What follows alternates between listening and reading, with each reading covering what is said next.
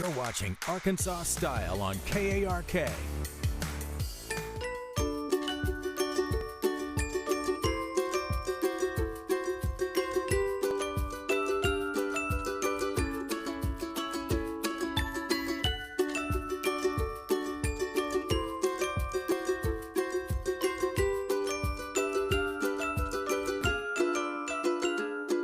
Are you looking to find a little bit more meaning and understanding and happiness in your life? Well, that is the objective of our Joy Corner. We are joined by our girl guide, Heather Boschke, who helps tackle some of life's most important topics. Today's topic may make us all a little uncomfortable. We're talking about vulnerability. Ugh. Why does it get such a bad rap, Heather? Don't say, Yeah, there is a huge misconception that vulnerability means weakness. Many of us grew up in the system of suck it up, buttercup. Does that sound familiar?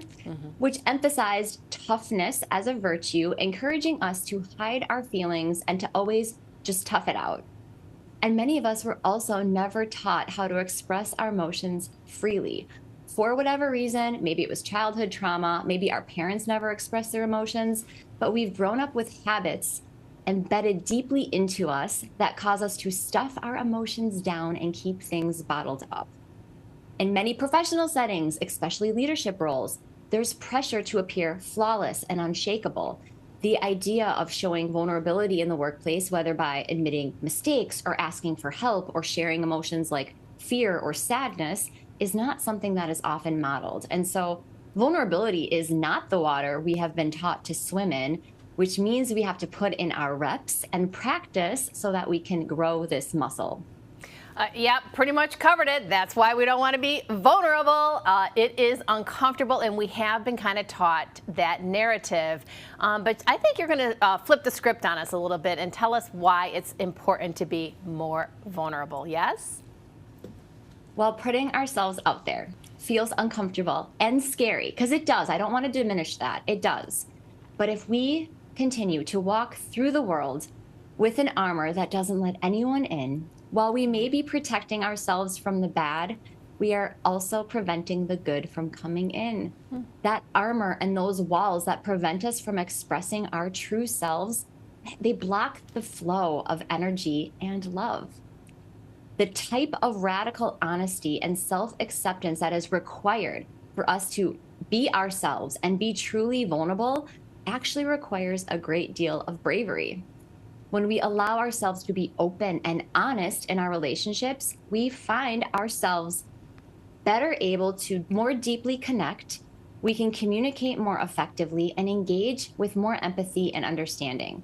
And vulnerability at work and in leadership is incredibly powerful. When leaders allow themselves to be vulnerable, they are modeling authenticity and openness, which builds trust within their teams. When leaders admit that they don't know something or are open about mistakes, that encourages the rest of the team to be more open themselves, which creates a culture of collaboration and shared growth. Vulnerability is also the essence of creative expression. We are all creators, whether it's artists or musicians or cooks or bakers or writers or entrepreneurs. We are putting a part of ourselves into our work, and then that work goes out into the world.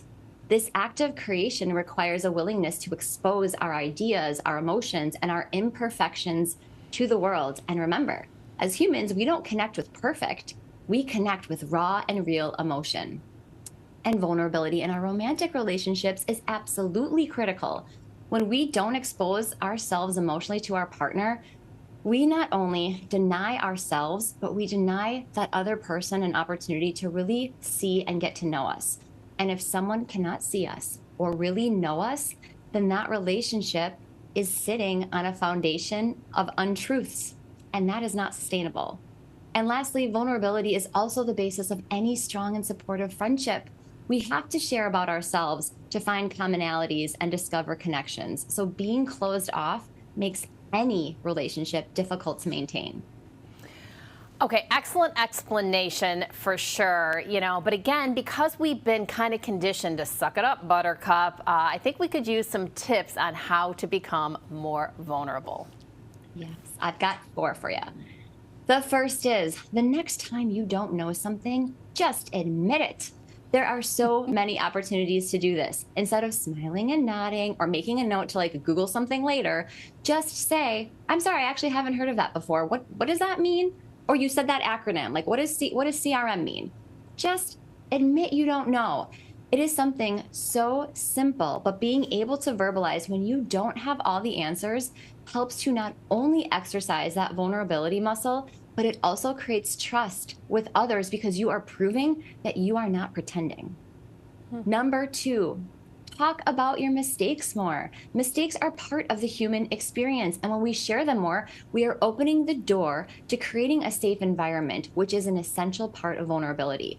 And we have all made like at least 20,000 mistakes. So just start sharing them more. Number 3, own your truth. So instead of creating a narrative that feels safe or more socially acceptable, just own your truth. For example, I've mentioned before, I've been fired twice, and it took me 15 years to say that out loud. I used to say the company went in a different direction or my position was eliminated.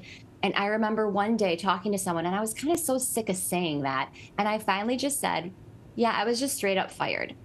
And like the lightning bolt of electricity and energy that went through my body when I finally boldly claimed my truth.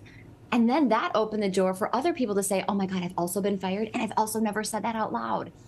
So own your truth, all of it. And number 4, take small steps in safe spaces. In order for you to feel free to express your emotions or opinions honestly, you need to feel safe.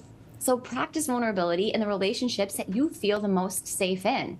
So maybe sharing your most vulnerable feelings on social media isn't going to be the best environment, but do it with a small group of friends or one friend. For example, I was recently vulnerable with some friends who I've never really talked about one of my favorite genres of books. So one of my intentions for this year is to have more fun. I want to have more fun. And part of that is reading some of my favorite books, which are steamy and spicy romance novels. I've not told my friends this. We were at happy hour. I mentioned, this is the type of books that I really dig reading. And they were both like, oh my God, you have to read this book. You have to follow this person on Instagram. And all of a sudden it opened the door for us to have really fun conversations about spicy, steaming romance novels.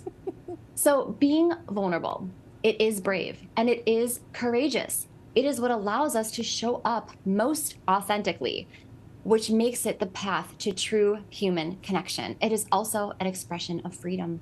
When you feel free to express your thoughts, your feelings, your opinions, regardless of what other people may think, that is freedom to move through the world just as you are. And when your insides match your outsides, and you can say what you mean and mean what you say, it is a very joyful way to live. Yeah, I mean, that armor is pretty heavy to carry around, faking who you are and protecting the insides. When you let it out, what kind of joy you can really find in your life. Well, and authenticity really is the key. Always. Always. We have to let ourselves be seen, because wouldn't you rather expose yourself and have people love you for that than have them fall in love with a version of you that's actually not true? Well, I love you just the way you are. Same, same.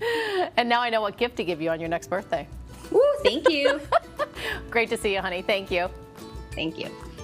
I know being vulnerable can feel uncomfortable, but really connect with that authentic person inside and show the world your true colors.